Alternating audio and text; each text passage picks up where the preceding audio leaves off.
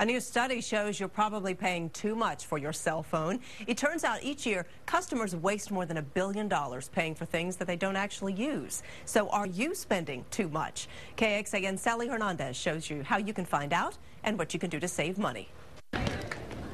These days, most people carry mobile phones, and they're willing to pay a lot of money for the convenience. Do you know how much your bill is?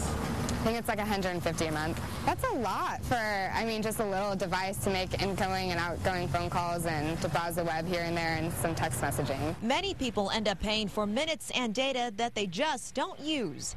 It happened to Mark Reitvelt. My wife would routinely use up to her number of minutes for a call plan, for example, and I would never come anywhere close, but I had no idea how much I was using. But a Texas-based company has a way to help you find where you're wasting money. It's choice, right? You have a lot of choices in the marketplace, a lot of handsets, and therein lies the problem. It's confusion.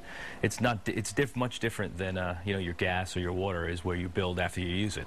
Wireless, you build in advance, so you have to try to guess what you need to use. Tom Pepe is the CEO of Valados. That's the company's website. It lets you plug in your cell phone bill. You just visit the site, you import your bill, and we perform the analysis. It takes about a minute. In 1 minute, Valados shows you ways to cut costs. The average savings for a consumer is between $300 and $400 a year. So it's significant.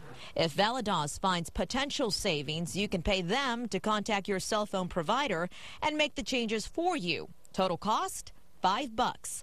Of course, you could do your research on your own. That's what Mark did. I did research. I looked at consumer reports, articles, and also online on their service to see how different services were rated, to see what we could get for the best service for the lowest price. Mark and his wife ended up going with a no-contract plan.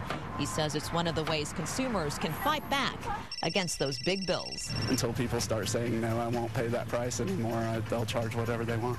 Sally Hernandez, KXAN, Austin News.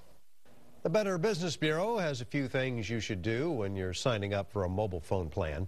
Ask the provider what their policies are for refunds or exchanges. Find out whether there are deadlines to request a change in your plan.